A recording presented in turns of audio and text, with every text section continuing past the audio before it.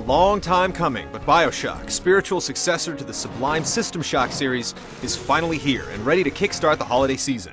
Anyone who's had a cursory glance at the trailers knows this is a game to watch as it strives to reach the sky from 400 fathoms below. Just how high does it go? Look at the bright side. Maybe it'll be quick and painless.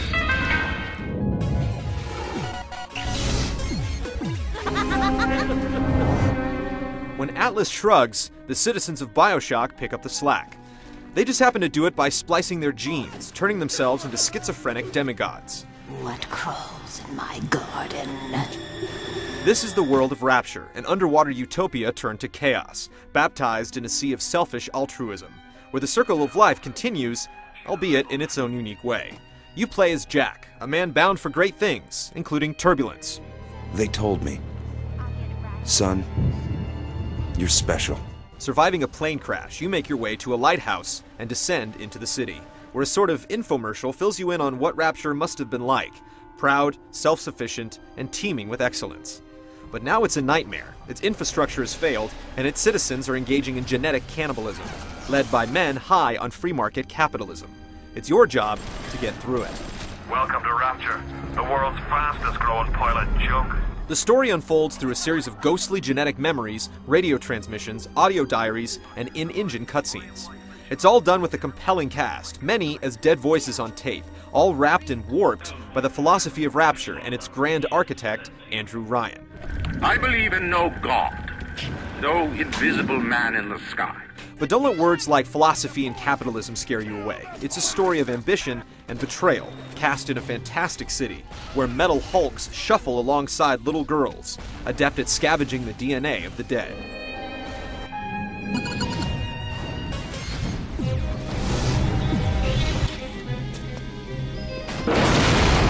Say goodbye to generic hallways. Rapture was planned as a full city from the beginning, and it feels it.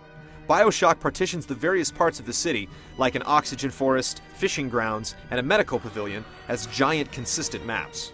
Most areas are non-linear, though the occasional high-pressure plot point squeezes you through a handful of locales with minimal detours. The flow of the game has you going on a straight path with no real backtracking, though if you want to return to look for missed cache, diaries, or little sisters, that's your prerogative. Those little sisters are the creepy girls that harvest Adam, the currency of power that facilitates fantastic abilities like freezing and shocking enemies called plasmids. The principal ethical dilemma rests here, where after dispatching their elite guardians, the Big Daddies, you have the binary choice of harvesting or rescuing. The latter nets you a thank you and a low allowance of Adam. Thank you, mister. While harvesting, well, you get more Adam and grow more powerful much more quickly. Your decisions with the girls make a big difference in the long run. As Bioshock opens up its districts, it also opens up its complexity. As your plasmids expand, new weapons emerge, and a research camera is introduced. Later on, you can even invent new ammo or gene tonics, which are intrinsic plasmids that let you hit harder or hack quicker. Hacking is played out in a mini-game reminiscent of Pipe Dream that can get tiring as the game progresses, though you can always auto-hack it or pay out the hack, leaving you with a cracked safe or a flying metal bodyguard. Like the rest of the game, even the hacking grows and changes as the game progresses, continuing the motif of instability, the fragile mad genius that holds everything together.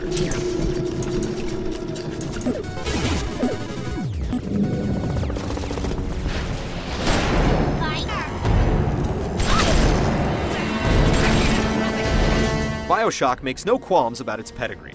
This game is a shooter. You may be ransacking apartments and piecing together the rise and fall of Rapture, but a lot of the time you'll be firing projectiles. They may not always be bullets, as you'll toss both bees and bolts of electricity at the bad guys. That's what makes it fantastic. With all the plasmids and tonics, you can build the hero you want to be. If you want to take everyone on up close and personal, you can make the wrench your weapon of choice with some wholesale tonics, or you can focus on fire. There are some predicaments that will call for specific powers, but Cold Iron also has a way of dealing with anything you come up against. Every once in a while, a puzzle, locked door, or boss will ask for a bit of specific ingenuity, but the fact is, most of the time, Bioshock lets you play like a content Burger King customer. You can really have it your way. The game also offers a great number of options to tweak the experience, from difficulty settings to guiding arrows and tips that you can turn off and on in a menu. If you want to wander Rapture's avenues and arcades, feel free. But be warned, while the dead stay dead, Rapture is a living, breathing world, and most places don't stay empty for long. The light RPG elements and constant action make it a quest worth undertaking, where the scenery inspires scenarios that scream for you to innovate. With a save anywhere option and lenient death penalties, it's okay to try some harebrained schemes, something you don't usually associate with a shooter. And with the challenge on medium being up to snuff, novelty is often the best answer.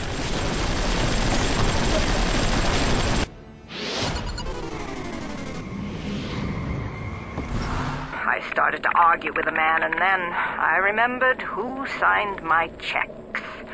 The only thing worse than a hypocrite is an unemployed one. Those audio diaries you pick up may be loquacious, but the chatter delivered is top-notch, with accents nailed and pentameters properly paced. Likewise, the sad sack babble from splicers. This is happening before and none. Why aren't you here? The jingles from vending machines, and the little sister's weird insights flesh out a beautiful world. Look, Mr. Bubbles. It's an angel. The atmosphere is like a constant fog, lingering everywhere, consistent and even, with stunning water effects that make the other elements seem a little meek, though still excellent by most accounts. The art, sound, and city planning are so solid that the occasional floating corpse or pop-in texture can be forgiven, especially with a rock-solid frame rate that dips just a couple of times throughout the 20-hour experience. Bioshock is excellent on so many levels. Yes, the lack of multiplayer is disappointing, and the hacking can become tedious, but even it manages to evolve throughout the game. What really sets it apart is how it forces the player to dig deep inside and make some difficult decisions. Few games affect the player on this level, and hopefully this is a harbinger of things to come within the industry. But for now, we'll take it. The atmosphere, the water, the story, the architecture, and the perfectly tuned challenge all come together to create one of the greatest experiences of this generation of consoles. Rapture is awaiting. Bliss is inevitable.